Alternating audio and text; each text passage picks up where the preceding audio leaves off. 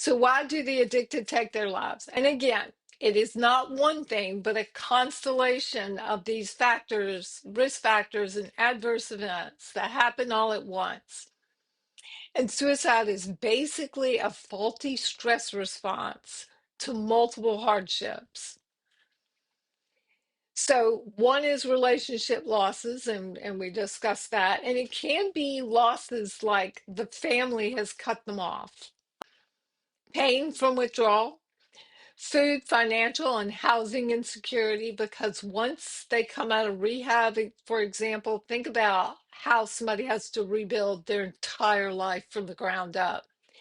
And that can feel very overwhelming, especially at that point where their dopamine is way down. It's no longer being fed by the drug, and it takes about 18 months for that to repair itself. So that 18 months of first 18 months of recovery is particularly dangerous because they're not their pleasure centers are no longer functioning like they were before. So a lot of times somebody who is addicted also has a mental illness, but we don't address it.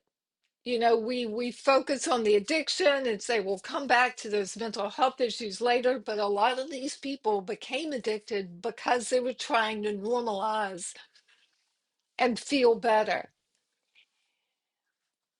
Poor physical health, shame, hopelessness, and feelings of failure. They often feel like I'm a failure because I can't get this recovery thing right.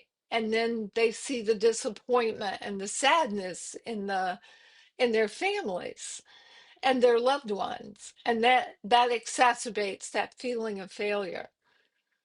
Then all this stuff about disciplinary issues or trouble with the law, they can really rack up a lot of fees and court appearances and jail sentences.